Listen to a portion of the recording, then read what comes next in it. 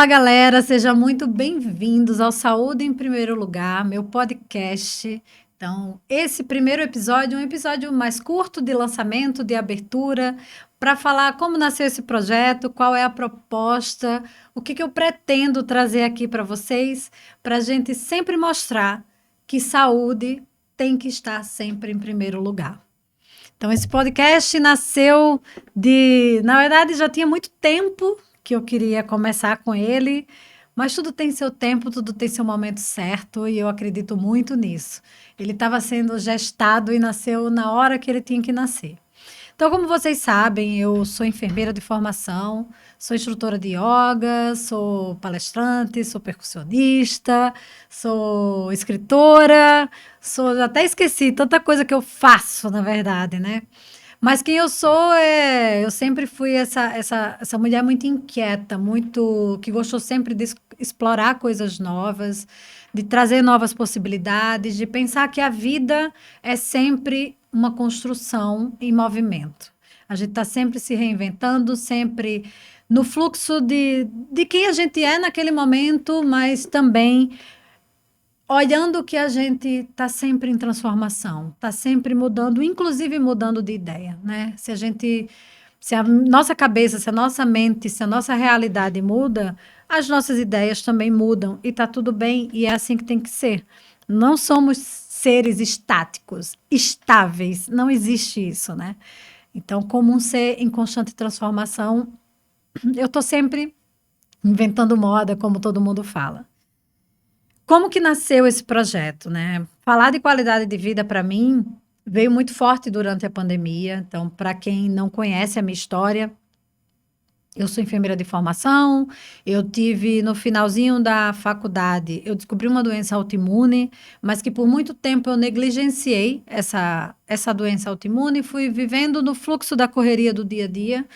Mas, de um determinado momento, eu entendi que eu precisava fazer alguma coisa por mim. Né? As mudanças que a gente faz na nossa vida, às vezes são pelo amor, às vezes são pela dor.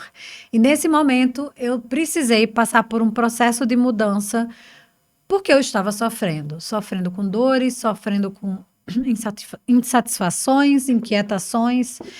E a primeira coisa que apareceu na minha vida como um convite para essa mudança foi a yoga, né? Através de uma busca por melhorar o meu corpo no sentido funcional, não no sentido estético. Eu estava num momento onde eu perdi muita mobilidade do meu corpo por conta dessa doença reumática autoimune e eu busquei na yoga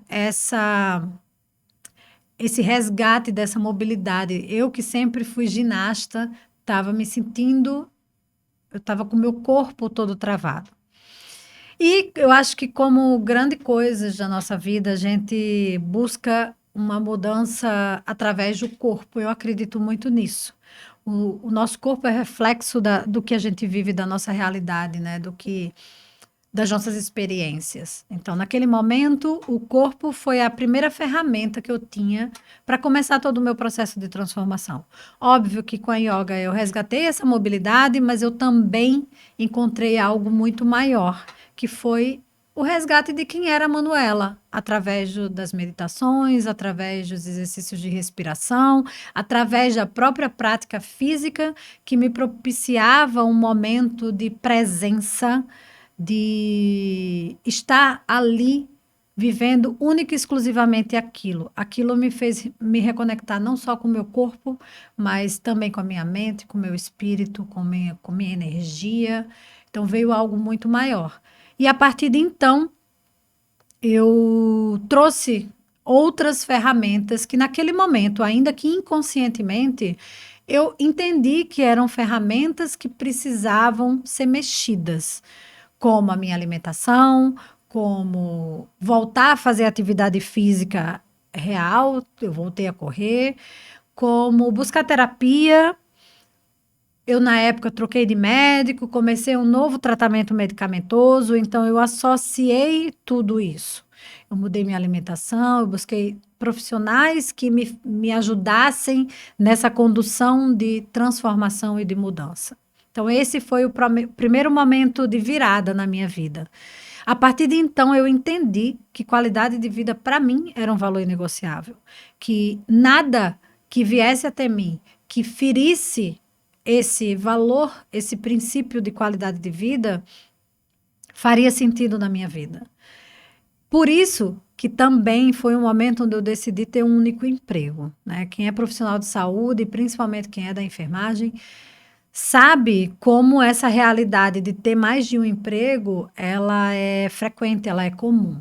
Então, naquele momento, eu também percebi e decidi ter um único emprego. E é óbvio, como toda escolha que a gente faz na vida, tudo tem o ônus e o bônus. Então, naquele momento, eu estava tendo o bônus de ter uma única profissão, ou seja, ou ter um único emprego, ou seja, ter mais tempo para mim, para me dedicar ao que eu estava amando resgatar naquele momento, que era o esporte, que era a yoga, o meu corpo, a minha mente, mas também tinha o ônus, e o ônus era ganhar menos, né? Um salário a menos. Ou seja, eu também precisei olhar para a minha vida financeira. Por isso que no livro, e eu vou falar um pouquinho dele daqui a pouco, essa questão da educação financeira é um dos pilares que eu trago quando a gente pensa em qualidade de vida. Então, depois daquele momento que eu tomei essa decisão, a qualidade de vida passou a ser um estilo de vida para mim. E as pessoas começaram a me enxergar assim também. E aí, quando veio a pandemia, né, eu estou fazendo um resumo, mas foi um processo que não foi rápido, não foi um processo fácil, né? Porque as pessoas percebem que você está mudando e elas te questionam o porquê você está fazendo isso, e nem sempre você quer dar explicação, porque é uma explicação sua, é algo só seu, mas algumas pessoas também, a partir desse exemplo que elas tinham ali na frente, também vieram me pedir ajuda. Mas, naquele momento, é óbvio, né, que eu sempre me dispus a ajudar quem pedia ajuda, e óbvio, se eu pudesse, se eu tivesse capacidade de ajudar com o que ela estava me pedindo, mas de uma forma inconsciente, digamos assim. E assim eu vim até a pandemia, quando eu passei por um novo processo de adoecimento. Então, quem me conhece, quem já ouve minha história, já me viu falar várias vezes sobre isso.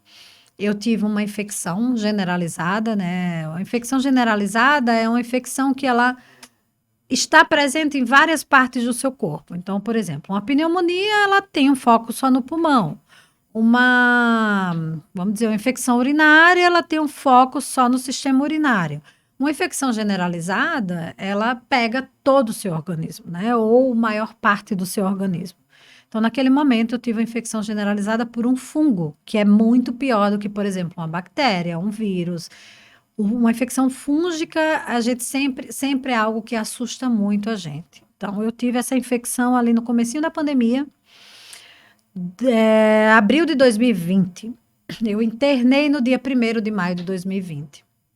Então, né, todo mundo viveu esse momento, sabe que aeroportos fecharam, não tinha possibilidade de viagem, então minha família que estava longe não tinha como vir me ajudar, ficar comigo, não podia ainda que tivesse, então eu tive que ficar no hospital sozinha, eu tive que pegar um Uber para ir para o hospital, tive a ajuda de um grande amigo, Edu Rocha, meu querido amigo, que eu falo que salvou a minha vida, que foi ele quem me direcionou naquele momento, e assim eu fiquei 15 dias internada.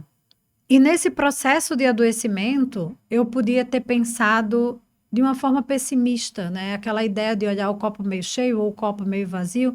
Eu podia ter pensado, nossa, mas logo eu que cuido tanto da minha saúde, logo eu que tenho hábitos saudáveis, estou passando por esse processo, estou passando por esse adoecimento. Por quê? E ali eu entendi que eu tinha algo muito maior a aprender com aquilo. E ao invés de fazer essa pergunta, na verdade, essa pergunta só me veio quando eu recebi a resposta antes de fazer essa pergunta. Que foi quando o médico foi muito claro em dizer que eu só estava viva, eu só não tinha sido entubada, eu só não tinha ido para o CTI justamente por cuidar da minha saúde, justamente pelos hábitos saudáveis que eu tinha implementado na minha vida e também pela tolerância ao sofrimento. Então, eu fiquei ali uns 4, 5 dias acamada, com oxigênio, dependente, né? A gente que é profissional de saúde sabe como é estranho e difícil estar do outro lado, mas eu acho que todo profissional de saúde deveria passar por essa experiência. E, apesar de tudo, eu não tenho hoje uma recordação desse momento como algo pesado. Óbvio que foi difícil, óbvio que eu passei por um momento de sofrimento, de dor, mas eu acho que o aprendizado foi tão maior que hoje, quando eu olho, eu não olho com peso para tudo isso que eu passei. Muito pelo contrário, todos os dias eu mandava vídeo, mandava foto para minha família, dizendo: olha, eu tô bem, eu tô bem, eu tô bem, né?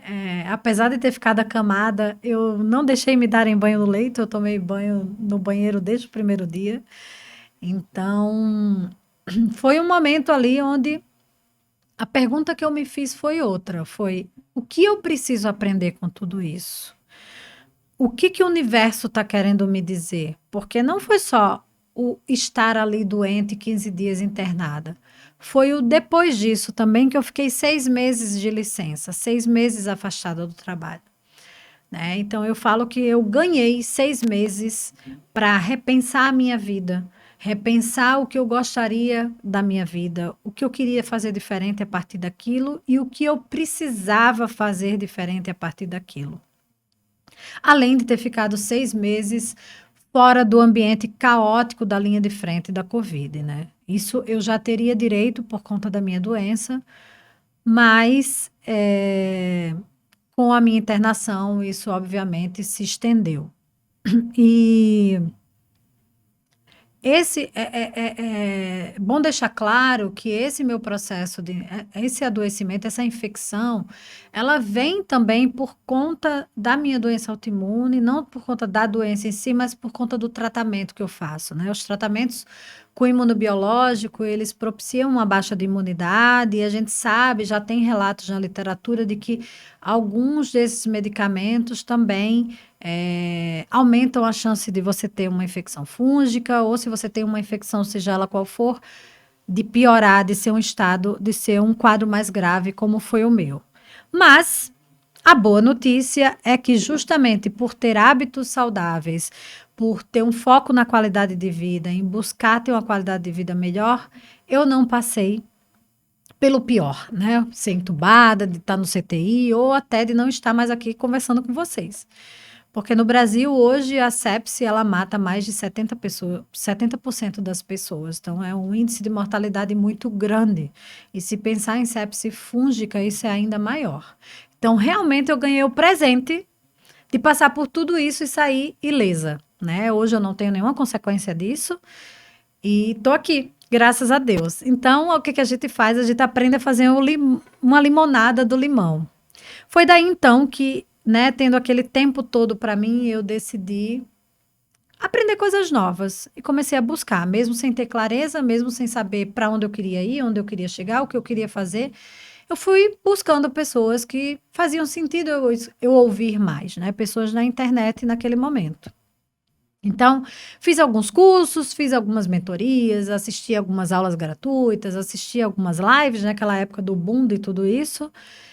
E parei no Joel J, que vocês já estão cansados de me ouvir falar, que é o meu mentor, né? É o cara que eu escolhi para me direcionar. Escolhi por alinhamento de valores, por alinhamento de falas, o que ele fala e a forma como ele fala se conecta muito comigo. E não, assim, foi o cara que, desde que entrou na minha vida, realmente fez com que muita coisa acontecesse.